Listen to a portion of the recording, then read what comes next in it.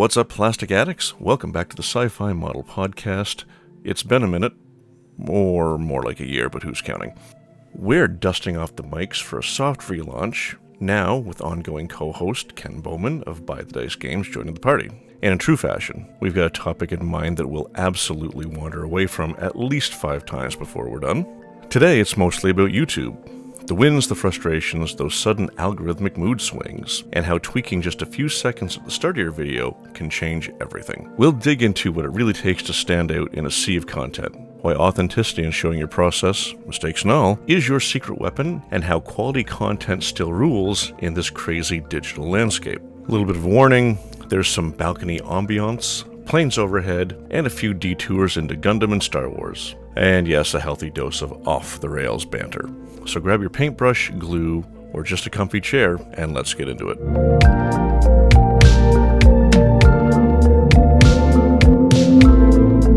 Ken, it's good to see you again. Likewise, After all this time. Oh my God. Sorry about the background noise. We're recording from what? It's not a patio. What is it? It's just a balcony. Balcony. That's the word I'm looking for. We're recording Ken's balcony because it's not hot as balls tonight. Yay! It's a really nice night at the end of July. So conversationally, where we're coming back to the Sci-Fi Model Podcast after being on hiatus. It's been about a year. Yeah, actually, I was just watching my episode and I realized, oh my God, wow, I have serious ADHD. Well, that's the so. As I said to you over a couple conversations, let's simplify this whole thing. Okay.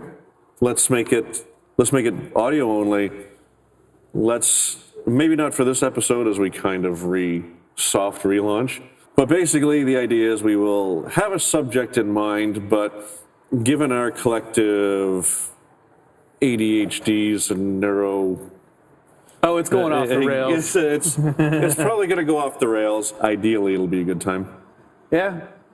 I mean, okay, so what... Well, yeah, we want to play a little catch-up for this relaunch. Oh, God. So I'm no longer retired from film, that's for sure. I actually went to school for audio recording and engineering, and then at the time, I think I recorded with you talking about wargaming. It was about a year and a half ago when we recorded that because I was still working for Kavanaugh. Man, I was huge. I was huge. Now I'm just fat. Since we did that, I've finally had some success on YouTube. Yay! I tried new mix in how I do videos, and let me briefly get into this. So the channel is monetized now. I'm not making it. I'm still making pennies per hour. But it's more pennies than you had before. Well, no, it's an accomplishment in itself, but it's partly luck because I hit on the right subject at the right time. So I hit on the right subject at the right time, but I changed how I introduced my videos because over the previous couple of years, I had focused on short form content. Yeah. Which was doing exceptionally well until it wasn't. Like TikTok and Instagram just died. Like for a year and a half, my Instagram has just bounced around 7,400. It'll rise, it'll lower, it just stays. Yeah, I remember you venting to me about that like quite a bit. It was quite frustrating. It is frustrating because do these things. Anyway, it is what it is. But my long form content is taken up because I was able to realize through the few long form videos I did, certain ones performed better than others. I was able to finally get a beat on that. Like, okay, the ones that performed well, relatively speaking, well against previous videos, but still not barn busters by any means. I don't know, man. I'd say, so I've watched most of your recent content, because every time you release a video, I take a watch, especially the ones that I do the photo shoots with. Yeah.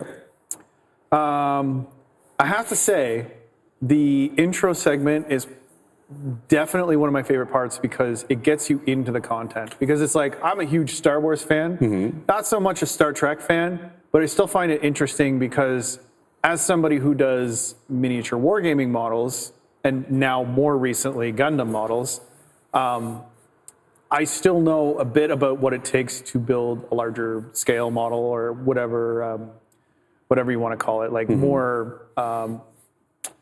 I guess you could call it intricate. I mean, many when you refer to like Games Workshop stuff, it's pretty intricate models, but they're not like as intricate as like an AMT Millennium Falcon. That thing has a lot of parts. It's huge and it's frustrating. Well, I mean, to be fair, the one you have is got the interior as well.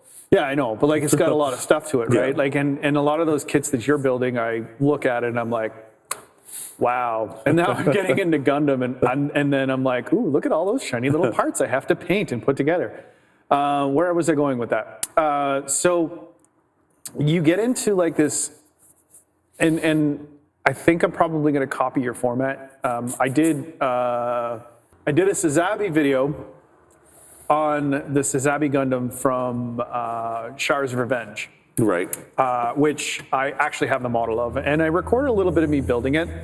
So I'm probably going to cut that together, although it's not shot as well as I'd like it to. So I'm going to like kind of reformat how I shoot. Yeah, but I mean, for now, it's a matter of just doing it.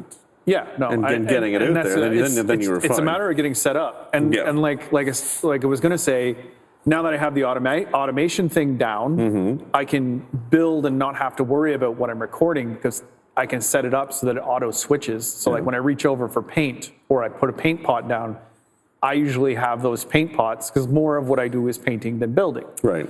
And you're an excellent painter. Thank you. So I kind of impressed myself because like I used your formula to create one heck of an intro on a Gundam that a year and a half ago I wouldn't have had any interest in doing. And I built him in a day. I bought the kit. It was like $40 and built it in a day. Now, I didn't like get into excruciating detail. I didn't do the panel lines. Actually, no, I'm lying. I did the panel lines, but I didn't like shave down all the gates. I didn't I did a lot of horrible things with the model. And if I can ever find another copy of it, I will redo it in a much finer quality. Yeah. But I took that intro segment that you did and applied it to my own purpose, and it's awesome. So I think as I do more little projects with By the Dice Games, because I'm looking at creating content again, and there's a plane. Hello, plane. So I copied your format, and I created one hell of an intro for the Sazabi, which, I mean, even if you're not that into Gundams, you know, you might find it interesting because I go into like what it's about and who created it and the weapon systems on it and stuff. Because like I like big stompy robots. Let's just face it. I'm a big stompy robot guy. So I think you still haven't watched Pacific Rim. No, I haven't. I even sent you the trailer for it. I didn't like the look of it. Like, and a lot of why I kind of hesitated to get into Gundams too is because I didn't like the look of them for a long time. Okay. But once I actually started watching Gundam, like the original 1979, I believe. Don't kill me if I'm wrong. It was like 1970s anime. Pardon the horn. It was like a 1970s anime, you know. And it's like, I've been into Robotech forever. And I was like, okay, well, I've never watched Gundam. So like I got in a subscription to Crunchyroll and I started watching through it. And I'm like, this is really freaking good. Like I was really surprised. And I'm like, okay, the more I watched it a little bit, the more I got into it. I got into the characters and stuff like that. So I think that if you're interested in finding something new and you're not necessarily exposed to it, that intro can be applied to anything if you want to drive enough interest in it. And then you go into the Bob Ross style modeling, you know, and I think that's amazing too, because you're showing people that, you know, most people, when they look at a model, they see the completed piece. And they're like, oh my God, how did you do this? How did you do that? Oh, that's so much work, right? Well, you're actually showing them how to do the work. So like, it's a couple things. So the intro was actually inspired by Scale Icons. It's our friend Tim, who we do Modelverse with. Go Tim. Because for those who aren't familiar, his videos are history of model kits, which is, I mean, no one else. If anyone else is doing that, it's never come across my screen. So I took that idea because I liked it and then shrunk it down. So I have a 3-part intro. And that is, I try to keep it within 1:30. I kind of got a little off track there for a bit. But well, sometimes there's a lot to say about a vehicle, because like when you did Darth Vader's TIE Fighter, that's an interesting piece, because if you're into Star Wars and you like the looks of TIE Fighters and stuff like that, that's an interesting ship to get into. So I had done, the first segment is in-universe info. Then my little talking head about what I'm doing, why I'm doing any other pertinent info. And then a real-world application, so a lot of ILM stuff, whatnot. And the first video I did that on was the Cardassian Gallard class. And it performed better than any video before it, but it maxed out like 1,500 views. That's still pretty impressive. But compared to everything else before, that was amazing. So I followed it up with the Studio Series TIE Fighter. Which is a beautiful piece. I have it in my house, and I absolutely love it. It is. I'm looking at it right now. So the story of that is that round 2, through the Darkroom Agency, hired me to do 2 reels and 3 photos for it. And then once I fulfilled that, I still had all this content I recorded. I was like, oh, maybe I'll do this next. Because I'm pretty sure the TIE Fighter is going to do well. And I hadn't really done Star Wars before. And that one video pushed me into monetization. Yeah, knocked it. One video, 60,000 views in 3 weeks. Yeah, nothing I've done since has touched it. To do the lighting that you do with like the fiber optics and everything, and like the in-scale lighting that you did on that, I absolutely love that model. Like it totally brings it to life. And when we shot it, it was like shooting a dream. I almost cannot wait for us to do motion control to that model, even if we have to use another one. If you put the same amount of lighting in it, you know what I mean, and like we mounted it slightly differently. Like doing some motion control work with that would be absolutely amazing. Oh, 100%, 100%, and it's something I want to get to. And as I said, something. Honestly, we should have been doing this 20 years ago instead of making It's Getting Dark. Oh my God! It's still out there. I still have it on my channel, on my second channel. Oh, this is some good memories, man. It was a good time, but I said we should have been doing models and model photography back then. 2 ADHD men getting off topic. It's bound to happen. Look, this is what it's going to be. This is, but also the intent is to have fun. Yeah.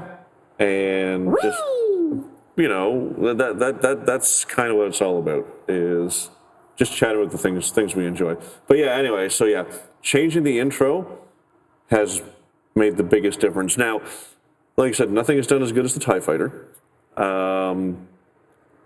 But Luke Skywalker's, like the garbage MPC, the little Luke Skywalker's X-Wing, did like 15K. And then the B-Wing just tanked, like 2,000 views. Now, here's the thing. It's a less popular ship. Understand that when I say tanked, I mean tanked relative to being quote-unquote successful on YouTube. I mean, 2,000 people watching your content is a lot of people. Yeah, no, that's pretty good. And 100 people watching your content is a lot of people. I shouldn't dismiss that.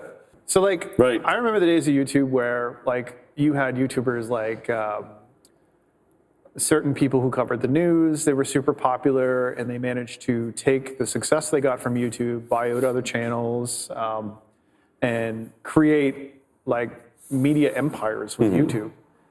So now they have like several channels that all make them millions of dollars, and they still run. And they've always produced really nice content with good lighting and one DSLR camera. And then there are the people who made many, many, many more millions a lot faster, but they were like a flash in the pan, and they just recorded crap content of them goofing off.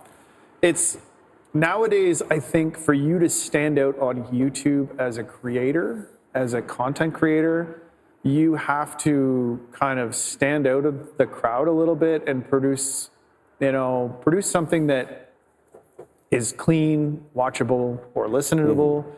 You still have those people out there in video land that create like the, I hate to call it half content because it's still content and there's a lot of work that goes into it. But it's like people put more value into better created content now on YouTube than lesser created content. Like you even take a look at the gaming streamers and the advancements with programs like OBS and stuff like that, and all the stuff that you can do with that. Twitch streaming has definitely upgraded the quality and content. So does technology. I mean, we bought like a couple of cameras for dirt cheap that are amazing quality. I think that YouTube being available on televisions was a big factor in some of that change because two things. I primarily watch YouTube on the television, not so much on my computer. And I can tell you that I can honestly say the same. Mostly, from when I look at my data, generally 50% of my viewership is on television. Yeah. And here's the thing. If people watch on a television, they are likely to watch longer than... Yeah, because they're sitting down to watch. Like I have a few streaming services on my computer that I use for my TV. Very quickly, I want to say that Kenny is also a successful YouTuber. As for anyone who doesn't remember, since the last episode was a year and a half ago, Kenny was part of Anvil of War, and you guys did a show a week. Jesus Christ, an episode a week. But by and large, you were primarily the only behind the scenes person. Yep. Yeah, near the end, Adam got a little bit more into it. But it's an amazing workload for one person. I look back at all that content. Sometimes I actually go back and watch that content because it was a lot. Like it was a blur a lot of the time. Because you do things over and over and over again. Your brain kind of shuts down and you go into automatic mode. Yep. So I go back and I watch some of that content, and I'm honestly just as proud of that content as I am as some of the documentaries I've worked on. Thing.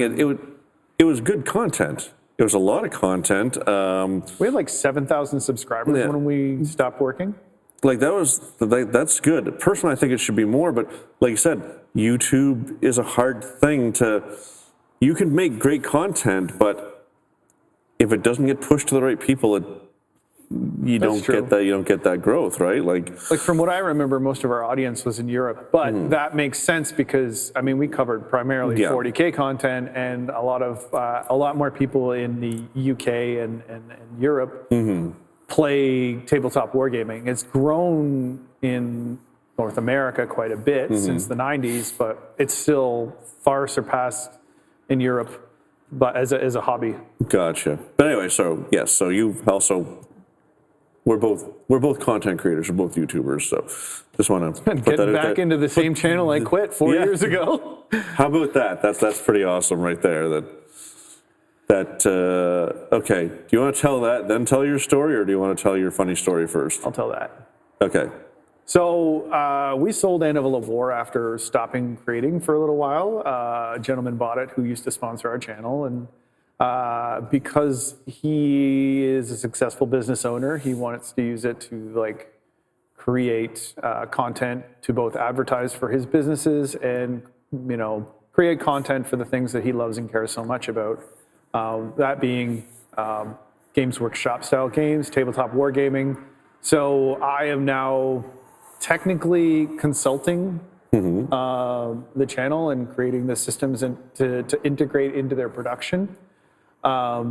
For ease of use. So the way I'm approaching it this time is more of instead of recording everything on separate cameras and putting them all together in post, which takes a long time, I'm coming at it with an approach where I would rather go into the studio and record everything all at once and then just cut down a grand amount of content and then slap stuff on it. Like more of a television series style production, like a live live switching kind of deal.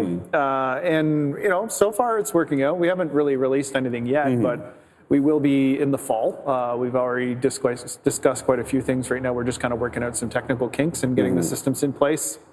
Well, I mean, that's just it. So the whole thing, you're asking, 2 or 3 or 4 different pieces of hardware to work together.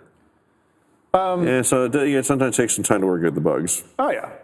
So I want to say this aside, and then I'm going to get back to the topic at hand. Right. So we're generally talking about YouTube. What's our topic? Well, I mean, we kind of been focusing on YouTube creation and stuff okay, like there that, we go. Versus, based on both of our channels. Sure, let's go with that. Our topic today. I'm so leaving that in. You know what? That's going in the intro. So as far as content creation goes, sometimes you have instances where people do things on camera that you can't believe because, maybe sometimes they're actually not used to being on camera.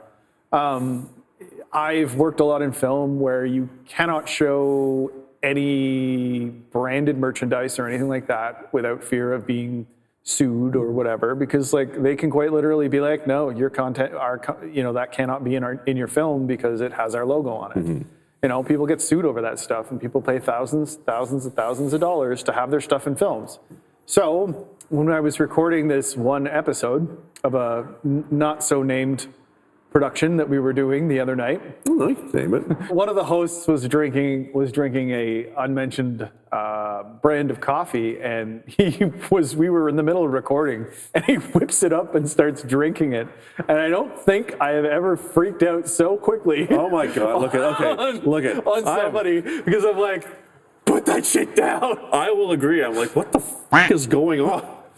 And they're like, we could get sued. I'm like, Tim Hortons is not watching this. No one gives a shit. And listen, it's my podcast, so I take responsibility for naming Tim Hortons coffee that Tim was drinking. But seriously, I was like, what the fuck, Ken? That is uncharacteristically aggressive. In the video, which obviously you cut that out, can you hear you talking off camera? Not really, because I'm not mic'd, but I could probably find the piece and send it to you. Because he raises it up and drinks it, and it took me a second. Like, Jesus Christ, get that off camera now. And it was literally I remember it because it was right after, because you had some drinks. Because David, you can see his little head duck into frame. Yeah, it was right after I had David go in and take out the pop that you had sitting beside you that was on camera, the entire first half of the thing on the wide shot.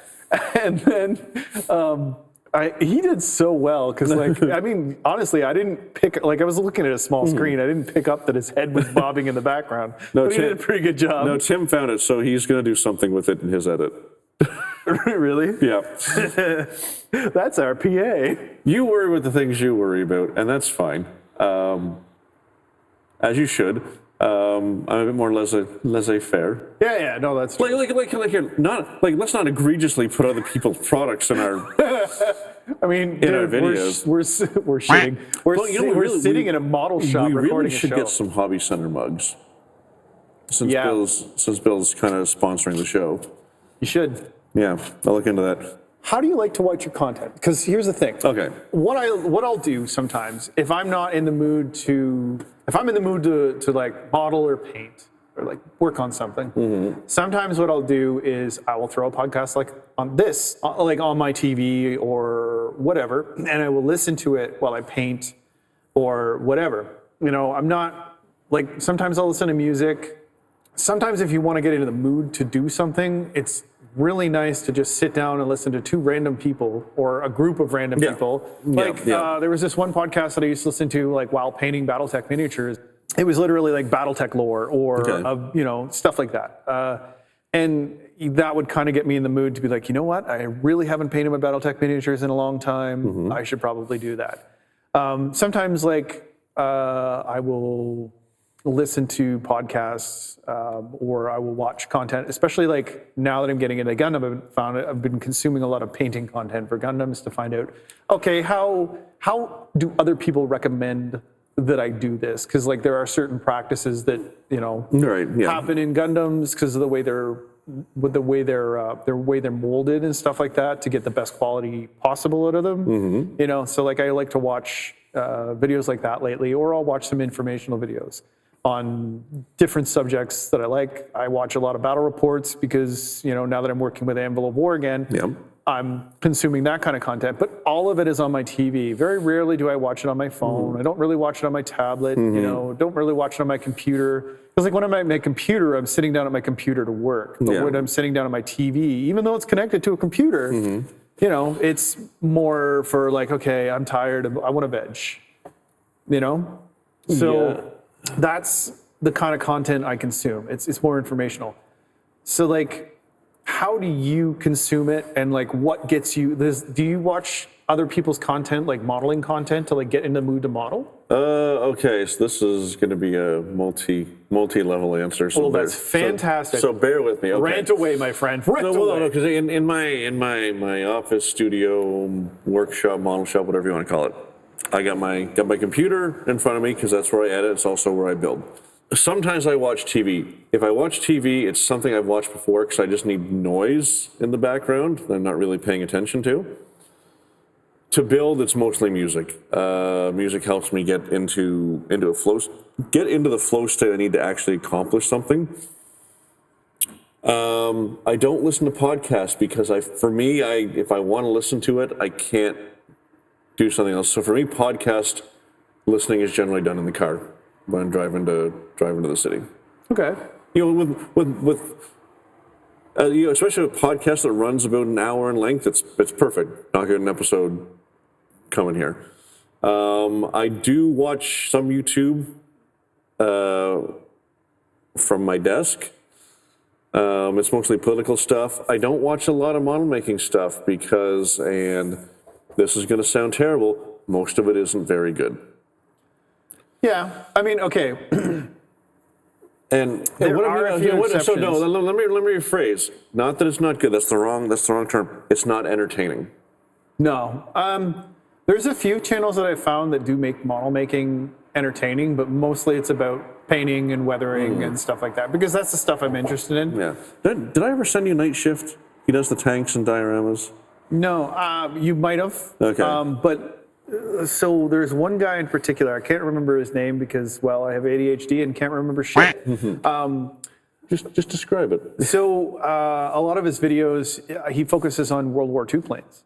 Okay. And he would be one of those people that you would call a rivet counter. You know, he goes into excruciating detail on these planes. He does very realistic renditions of these World War II planes.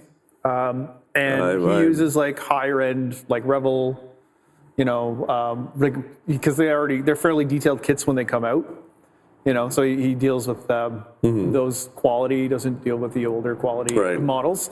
And he does an amazing job. And like I started watching his videos because he's got really good sound. The production quality is there. I mean, it's like as far as the lighting and the visuals go, it's very, very nice. Beautiful shots of the models. And he teaches you the methods that he goes through to model and paint. Now, you go through many of his videos, you kind of get a concept for his workflow. Yeah. And it's the same with some of the Gundam modelers. The Gundam modelers are the same. Like a lot of them will cut all the parts off the sprue, and then they'll save the reference sheet for the sprue so that you have the reference sheet, but everything's kind of sorted as it would be on the sprue. So it's like in piles based on what sprue it was from. Right. And then like one that I recently watched in particular was kind of interesting. Like, and they get me in the mood to like sit at my work desk and like want to do something. Like, that's an interesting technique. I would like to try that. Yeah. You know, so because like when it comes to painting, not that I'm the best painter in the world, but I'm a good painter. I paint what you would call above tabletop quality. So like if you walk into a store and you see a bunch of painted miniatures of like Warhammer or whatever, I paint to that quality and above. Yeah. So what I like to do is So I like to watch painting videos to learn different techniques. Like one technique I have never, ever mastered, and it's a hard one to master, is glazing. Oh yeah, but Glazing is a hard one to master. I tried that with the Spock figure in the Galileo. Like, and the concept makes sense because like you start off with like, for example, if you're going to do purple, you have 3 different shades of purple, and then you use a glazing medium with those 3 shades of purple. You do big blotches, and it looks like a gradient step. Yeah. So it's big blob here, big blob here, big blob at the top, big blob in the middle, a big blob at the bottom, gradually moving from darker to lighter, for example. And then the glazing medium part, you really only do in the middle where the harsh transition is to soften that transition. And it works really, really, really well. I just have never been able to master it. So I watch videos like that because it's like, I find it inspiring and I'm like, I'd like to try that. As I've walked away from more of the miniature wargaming aspect for the last little while, like I don't really play 40K anymore, even though I'm shooting 40K content now. I'm still interested in painting. So I have like, for example, one of the next videos I want to work on once I get everything set up here is it's called a gear, but really it's a giant stompy robot. It's a mecha suit that you'd wear, but it's like more along the lines of like, think an anime style suit mixed with American mecha style suit. So it's like smaller, hunkier, like chunkier. The engines are on the outside. It's like humanoid. It has a gun in its hand. It's got fists. It's got tank treads on its wheels. It's from a company called DreamPod 9, and they're called Heavy Gear. It's like this obscure mecha thing from like the 90s. It used to be an RPG, but it became like this skirmish game. Right. And it still exists. It doesn't have a huge following, but it's still kind of an interesting game and a concept that I kind of like. Now, I have this 3D printed model that I printed out, and it turned out okay. The parts are all right. I think I might want to print the top part again, just because it's not exactly what I want it to be, but it turned out good enough that it, like with a little bit of polyfill, it'll look great, especially when it's painted. Yeah. So that's one of those things that I want to build, but it's not really a kit. It's a 3D printed chunk of resin. You know what I mean? It's like parts I'm gonna glue together, and then I'm gonna paint well. But if I make that when I make that content, somebody's gonna find that, and maybe because I'm gonna go on a rant about that mecha suit, that gear, and talk about it. And the faction it's from, and the universe and stuff like that. Copying your format because it works really well. And then I'm going to do a build. The build is going to be stupid simple. It'll be more of a painting tutorial on how I painted this model, and then where you can get it on. I think I got it off of Cults. I can't remember. I'll have to look up. Which will still look at this. That painting tutorial is going to be very valuable too. Painting tutorials are awesome. I mean, Bob Ross was popular for a reason. Everybody wanted to watch him paint happy little trees because it was relaxing and soothing. I remember the Bob Ross being on PBS growing up. I never watched it, so I wasn't interested in painting. But then PBS did the auto-tune song. I don't remember that. Oh, I will send you the link. Oh God. No, it's very good. It's like they just took little clippets of him saying, his inspiring stuff or supportive stuff, and just kind of remixed it and made a little song. That's good. Yeah. And being older, I had much more appreciation for what he did. The fact that, obviously the studio time was longer than the half-hour episode, but I feel like not like much at the pace, because he showed all the steps. Yeah. So maybe he was doing a whole painting in half an hour. Maybe not in a half an hour, but like they definitely did fast forward time a few times.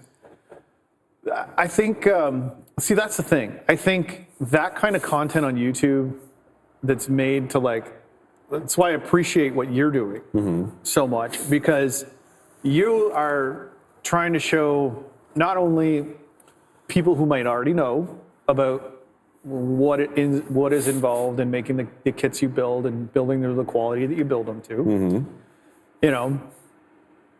Even though even though they might not do it, it might spark that interest. Like, oh, maybe I could do this. Yeah. You know what I mean? And that's the beauty of content like that. One thing we never got to do with Handle of War that we did try to do was like teach people. We had Conversion Corner, and then what was it? We had a terrain one too. Yeah. We had a couple of terrain ones, like how to make 40K terrain and stuff like that. And the same principles apply to like all types of modeling. Like when you're making dioramas, like we went to that one basing lecture in Ottawa there, and I was like, I already know all this, and that's why I was like, this company makes this great product, and he's like, yeah, I know, I use them, and I'm like, yeah, I use them in tabletop wargaming all the time. They're fantastic. Like, how many times have you been like, I don't know how to do this, so I'm going to watch a video on how to do this? I do that stuff all the time, and somebody who doesn't necessarily know how to do it, but has some kind of an interest in it. Maybe your content could spark the interest that they go out and they buy their first kit, or they buy the kit and then maybe they sit on it for a while and they watch another YouTuber who teaches them a painting tutorial, and then they're like, oh man, I should really build that kit. Like it's that kind of content that's the beauty of a platform. And I think, the formatting is important. Draw the people in. Teach them how to do it, and build the hobby, and bring more people into the space that you can appreciate. So it's two things. So I don't know if that rant meant anything, but no, it did. The video introduction is important because it's no different than writing a script for a movie. If you don't give people some sort of hook that'll interest people at the beginning, there's no reason for them to stay. So that was the biggest thing. I do want to say this. I was saying to my friends who I met through TrekWorks years ago. I do think last year Boyd died from complications due to cancer, and I do think I've benefited from that in that he left this void of creating sci-fi model content. We had actually been in discussions to do some collaborations before he passed away. So when I say, I don't like to use the term luck in this case, but that gap I think has benefited my channel. But the hard work is still there to make engaging, compelling content. And I have a very specific mission with what I do, and that is, as you said, is to show the process. It's not a complete tutorial, but you could build along to it. But also, we've talked about how much I hate gatekeeping, and not showing mistakes is gatekeeping. Yeah, that's true. Okay. So if I've made a mistake, which I almost always do, not every video, some builds just go smoothly. But if there's a mistake, I show it, and I discuss it and show what the corrections are, because so there's a Simpsons episode where Homer tries to build a outdoor barbecue grill. I love The Simpsons. Okay. I don't remember what happened in the rest of the episode, he immediately screws it up. And he's like struggling to get things done. Then it cuts to a beautiful, completely finished grill. He's like, what a beautiful grill. And he drops the box. Like, why doesn't mine look like that? That's more apt than you know, because if someone new is getting into it and they see everyone doing it perfectly every time, and they don't, they can question their own abilities. Because a lot of people do not show their mistakes or errors or whatnot. They just show, like, everything I did worked perfectly every time. And that's, like it or not, when you have a large platform and you have influence, it doesn't matter whether you planned it or not. You need to be conscientious with your content, because there are people who you could negatively affect who want to do what you do by not showing all the wrinkles, as it were. I'm not making videos to be the best science fiction modeler. I'm making videos to share what I enjoy and hopefully inspire others to pick it up and do it and just make your art. Well, it's helped me, inspired me to get a little bit more into Gundam than I've already been. Well, that's good. Just because I like big stompy robots. Yeah. And the thing is if it's not BattleTech, see, the thing is I've kind of grown.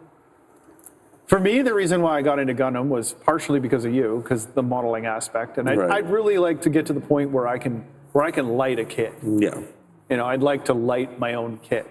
I'm probably going to be at that skill level with the Perfect Strike Gundam. Even though it comes with a lighting kit, it's rather simplistic. So I think I'm going to stick with that for now. But there's one. Hey, you got to start somewhere. There's one renowned kit out there. It's called the Unicorn Gundam, and it's got a lot of transparent stuff on it. It can be fully lit. Now I think fiber optics and LED tricks would look fantastic on it. The thing is, it's inspired me to get back into the modeling aspect. Because, other than Games Workshop, and they're more complicated models, they're still pretty simple when you compare them to,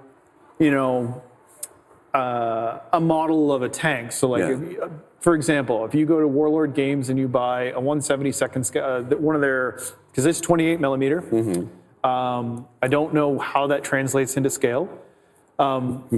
Into modeling scale, but if you were to buy a Panther for bolt action, which is German tank, the Warlord Games version is going to be far less detailed, but most of the detail will be molded into the plastic. There'll be larger chunks of plastic, and your job is to paint it. But the difference is, you are going to be handling that model quite a bit. Yeah. So you're going to be sealing it and painting it well, and it's going to have a base.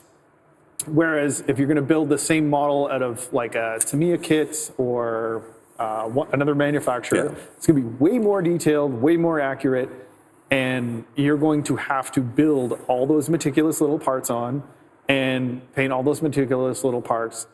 It might not hold up so well to being handled as much as you would have to for miniature wargaming, but you could still do it, and it would look really, really, really good. In fact, I know kit bashing, a lot of people use realistic model kits to kit bash their stuff and accent what they're already doing.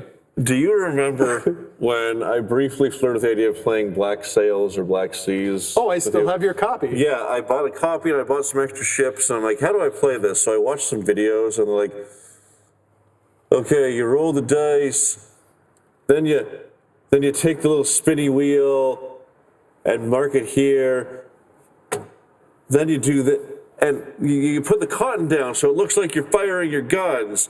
And you put the. That's a pretty simple war game. And I'm like, holy fuck! I'm not interested in this at all. That's fair. It's not for everybody. But the models look really cool. Yeah, fair enough. Here, Aaron and I do some board games, and I told her because Aaron likes board games. I'm not really into board games, but I'm like, well, okay, we'll do some board games, and some are fine, but there's some more advanced ones one where you're a woodworker. I'm like, I can't do that. There's too many steps. But you did like the models. I like the models. Yeah. Anyway, so point is, wargaming isn't for me. I don't have. No, that's totally fair. I don't have the bandwidth to remember all the things. Warhammer is a great place to start because you will die because you have to read a book that's probably twice as thick as your average magazine, which is full of information. Most of it's fluff, but the last half of the book is generally data sheets, and they are usually a page for each unit, and each unit has its own specific tactics and kind of quirks that you have to remember. Not to mention that each army has its own specific rules and stuff like that. The game is super, super, super deep. BattleTech is even worse, but things are more buried because each unit has its own tips, tricks, and everything.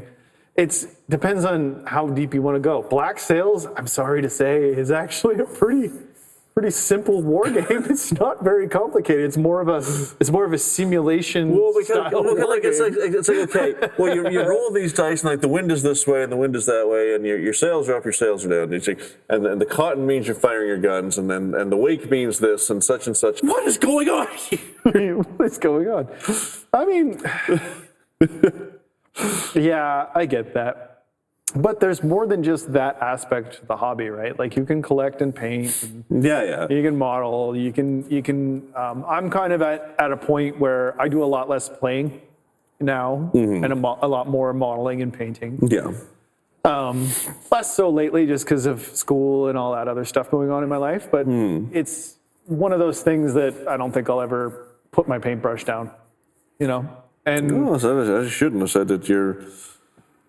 Even though you're not playing, you still got a bunch of minis on display in there, and they look great. They look fantastic. Look, here's the thing. Look, I may not understand or be interested in playing the game, but I appreciate the artistry. yeah, it is an art. And look at, as an example, the gentleman who was there tonight is very blue collar. Yeah, no, that was fantastic. Yeah. I love seeing blue collar guys playing games like that. And as I said, you would not expect him to have this, well painted miniature army.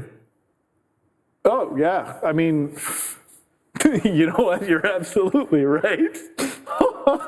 He was about as blue collar as you can get. Because, look, that's the thing, because you don't, look, at the end of the day, like it or not, it's art. You don't generally associate,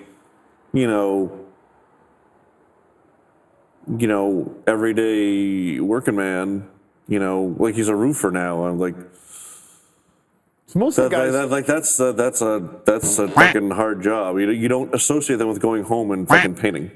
So the wonderful thing about wargaming, and I'm realizing this with modeling too, especially now that I'm getting into Gundams, is that you never know who you're going to meet. Whether it's they got into it because they watched a YouTube tutorial, which is wonderful, or they were introduced to it through a loved one, or they just naturally found it. Like me, I've always had an interest in it. I've always modeled. I've always like wanted to paint these miniatures. So when I finally got into it, man, did I ever deep dive? I started a fucking YouTube channel. And that only took me 6 months of being into the hobby. Yeah. Oh, that's short, eh? Yeah. Okay. Like, well, it's not like we had access to it growing up, and we had plenty of access to it. We had Games Workshop in Smith Falls. we did. Yeah, there was a Games Workshop store in Smith Falls. Not an actual Games Workshop. It was just like a comic book shop. They always had like, I played my first game of BattleTech at Moonshine Comics on Russell Street. See, the only thing I remember is Magic. They had a ton of Magic. I didn't play that either, but I remember a bunch of my friends were into Magic. Yep, Magic cards are great. I have a Bunch ton of of them. nerds. I have a bunch of nerds. Look at you, you sci-fi modeler. No, like, why don't you go make yourself another Star Trek ship? Oh my god! Okay. It's not sci-fi. It's not sci-fi. It's not modeling at all. So one of my friends is big time into the Oscars, and I think the Oscars are stupid because it's really just a bunch of self-congratulatory fucking self-blowjobs. And I hate it, and I think it's stupid. And he's like, anyone want to come over? I'm like, for that, I'm like, fuck the Oscars. He's like, why don't you go watch a bad movie instead? I'm like, I will. And I went and watched Judge Dredd. I'm like, holy fuck, this movie is about fascism. Yeah? No, not Judge Dredd. Demolition Man, sorry. Demolition Man, okay. Demolition Man. I'm like, I will go watch a bad movie then. I'm like, oh, maybe this movie isn't actually that bad. I mean, it's not good, but I'm like, I didn't catch this when I was, a kid. Huh. How about that? Anyway, not related to anything at all. Just like I said, it just fits with the go build another model or whatever. Why don't you go build another Star Trek model? Okay, yeah. So what was I going to say? The wonderful thing about wargaming is you never know who you're going to meet. Same thing with modeling, because like a lot of people, I can say for Gundams, I know more diverse people that build Gundams. I don't know a whole lot of people who build. Well, we should check out. We should just check out one of the Ottawa Gundam nights at Hobby Center. Man, I'd love to. You have no idea. I will probably buy a Gundam and start building. And Jason, you will be like, Ken, can we leave yet? Well, I will eventually buy a Gundam to build. I'm curious about it. They are fantastic kits. It's, well, because also, did you watch the episode with Otaka Builder? James M. King? I talked to him before you. No, but I need to. Oh my God, his Gundam, Gunplas, whatnot, and I got some of the terminology wrong, but anything in that kind of arena, we'll call it, he is so very good at. And he's a wonderful man too. I still haven't finished my initial thought. Wait, from an hour ago? No. No. From like 5 minutes ago, because you went on like 3 different rants. No, let's just wrap this up. Thanks for watching this. Jesus Christ. No, I was gonna say, like, getting back to it. Mm-hmm. I think YouTube is a wonderful tool with what you do and what I'm trying to do with Buy the Dice games. I do. And Anvil of War. I do like what Anvil's doing. Like, I like what his goal is with it now. And I think that channels like that, and even more channels, tutorial channel, people who do tutorials on gunplay and model building that can introduce new people into different techniques. Did you say gunplay? Gunplay. Gunplay. Yeah, I did say gunplay. I'm sorry. Gundam. Gunplay. I don't know the difference. I mean, I know that Gundam, gunplay. Anyway, sorry. They can, they can introduce new people to it, and I think this conversation has gone off the rails. I don't think this should be called the Sci-Fi Model Podcast. I think this should be called Off the Fucking Rails with Ken and Jason. Well, so didn't we when we first talked about this, several months ago, didn't we call it Off Topic? Yes. Yes, we did. I think that's so fitting. Yeah. Yep. Because we started on a topic and we just fucking rant about nothing. Yeah. Okay. Let's wrap it up. So this, I think the title is "I don't know what this podcast is about." I'd honestly say we talked about YouTube for quite a bit. So mostly Content creation. We'll call it mostly YouTube. It's mostly about YouTube. Yes. It's mostly about YouTube. Okay. There we go. No, but I we'll see how it does. But this is kind of what I'm looking for. Just let's see what the conversation goes, and just kind of chase it down. But the idea, I said, to have fun and joke around and laugh and whatnot. So it's not so serious. Still trying to think of that quote that you said, and I used it as a blooper. There we go. It's bold strategy. Okay. Where's that from? So that is from Dodgeball. And it happens. I knew it was a quote from somewhere. Yeah, so it happens at the end, or kind of near the climax, where because it's the two commentators are fucking hilarious, with Gary Cole and Jason Bateman. And Gary Cole's like, "Oh, it looks like they're going to forfeit." Jason Bateman's Gary's like, "Well, it's a bold strategy, God. Let's see how it plays out for." Yes. Okay, I remember that. Or part. something like that. No, that was a pretty good quote. You thought that was from Star Trek? Yes. Yes, I recall Scotty calling up from the engine room. Bold strategy. Let's see how it works out for them.